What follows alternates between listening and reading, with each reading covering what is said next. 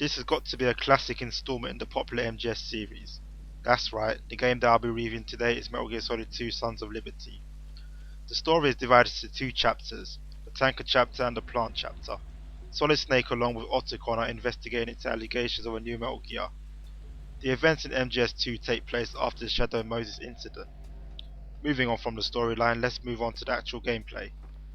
The gameplay as far as I am concerned is the same as MGS 1 and 3. The only difference between them are the locations, but you will have to use the same stealth tactics in order to go about the game without being detected by your enemies. After all, it is a tactical espionage, which is the slogan of the MGS series. You also use stealth to take down your enemies by sneaking up behind them and choking the fuck out of them, or you can use your M9 silencer to put them to sleep and then shoot them, and then lock them up in a locker. Some reviewers criticise this game for playing out more like a movie with a lot of cutscenes, but come on man, this is Metal Gear Solid, and this is the way the narrative is told, in a cinematic fashion along with engaging gameplay. Solid Snake needs to find supplies of ration in order to replenish his health, as is the case for all MGS games. My daughter, keep her safe. Yes, sir.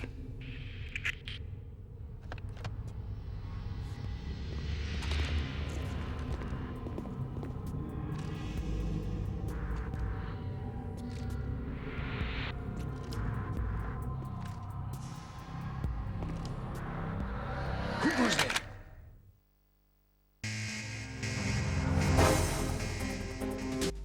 With enemy battles, you can use the cover-up system, which is effective, and must be used in order to survive through the gunfight battles. But as you are seeing here though, I am getting blown up by my own enemy grenades. The AI in this game is not so predictable. You don't know what your enemy is going to do next, but they are not really difficult to defeat. In my opinion, the only time when AI comes into play with your enemies is when they have detected you and you are in alert mode. Apart from that, when you are in stealth mode, Solid Snake's enemies don't have much AI, because they only patrol the same routes over and over again. You can shoot from corners and behind crates and boxes, while covering yourself and taking minimal amount of damage. The game also explores a number of themes. For example, it also explores political conspiracies like your enemies conspire to kill the President of the United States if their demands are not met. Throughout the game you are provided with help from Otacon, and can give him a call anytime you want for a friendly chat, or if you are stuck on what to do next and need to be pointed in the right direction.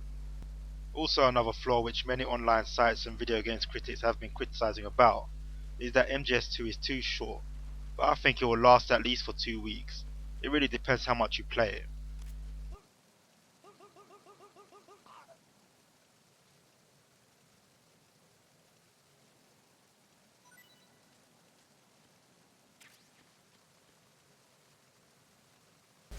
Any fan of the Metal Gear Solid series will not be disappointed, and will be thrilled by MGS2.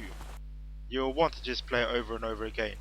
The locations can only get kind of boring, as there is not much variety to them, but the superb stealth action makes up for that flaw.